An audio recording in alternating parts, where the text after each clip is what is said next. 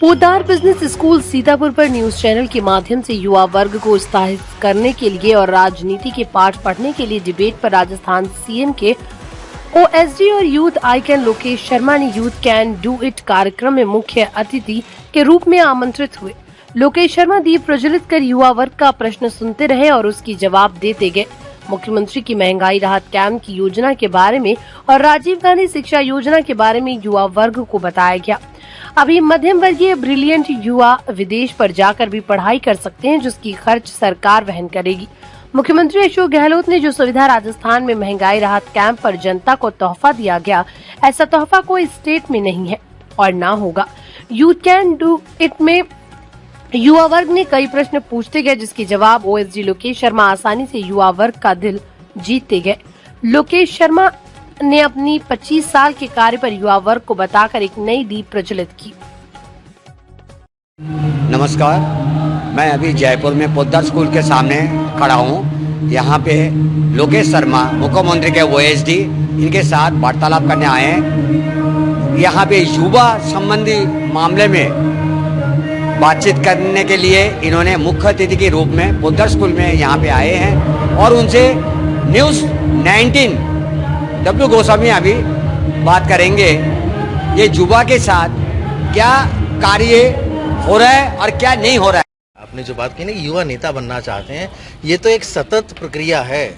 आप अगर लोगों के बीच में रह के उनकी समस्याओं की जानकारी लेना शुरू करेंगे और उनके लिए आवाज बनने का प्रयास करेंगे तो आपको निश्चित तौर पर आगे सफलता मिलनी शुरू होगी। तो ये धीरे धीरे आगे चलने वाली है। भाजपा तिरंगा यात्रा को लेकर निरंतर हमलावर है और भाजपा कह रही है जो तिरंगा यात्रा में नहीं आ रहे, तो आपके हिसाब से जो तिरंगा यात्रा में नहीं जा रहे वो देशभक्त नहीं है क्या? देखिए, उनको तो हमला करने के अलावा कुछ आता ही नहीं है। इस प्रदेश में उन्होंने पहले एक कैंपेन किया, जन आक्रोश यात्रा, आपको ध्यान है, उसमें सिर्फ आक्रोश था भारतीय जनता पार्टी के लोगों का, जनता कहीं शामिल नहीं थी, इसलिए वो पूरी तरह से फ्लॉप हो गई। फिर उन्होंने एक ये कैंपेन चला रखा है, नहीं सहेगा करके कुछ न कुछ ऐसा बना रखा है।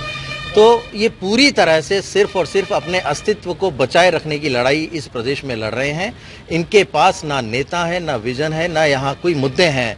तभी तो भारतीय जनता पार्टी की प्रदेश इकाई को पूरी तरह से नकार दिया केंद्रीय नेतृत्व ने। क्यों आवश्यकता पड़ी कि बार बार प्रधानमंत्री जी यहाँ आ रहे हैं? क्यों आवश्यकता पड़ी कि राष्ट्रीय अध्यक्ष आ रहे हैं, अमित शाह आ रहे हैं? क्या भारतीय जनता पार्टी की प्रदेश इकाई बिल्कुल सक्षम नहीं है? उनको नकारा मान लेने की वजह से ही इस देश की जो केंद्रीय इकाई है इनकी, वो बार बार प्रदेश में आ रही है। और मुझे लगता है ये कोई सी भी यात्रा कर लें, किसी भी तरह के आरोप प्रत्यारोप कर लें, इस बार प्रदेश में इनकी दाल नहीं गलेगी।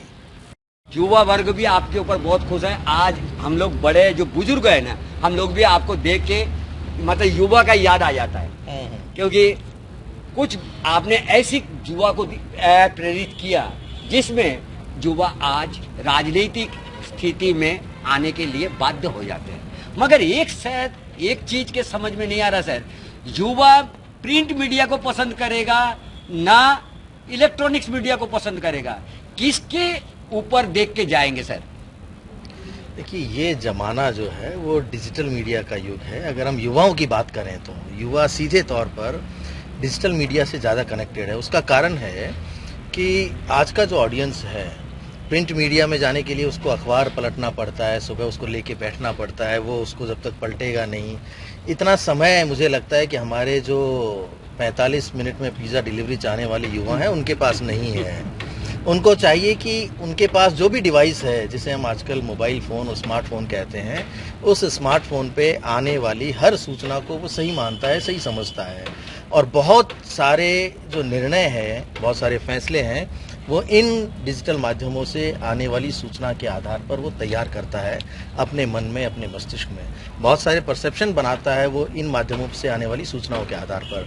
तो मुझे लगता है कि युवाओं को अगर डिजिटल मीडिया का उपयोग भी करना है तो उसकी सत्यता, उस जानकारी के स्रोत का पता होना उसको आवश्यक होना चाहिए। उसके लिए उसको थोड़ी मेहनत करनी चाहिए।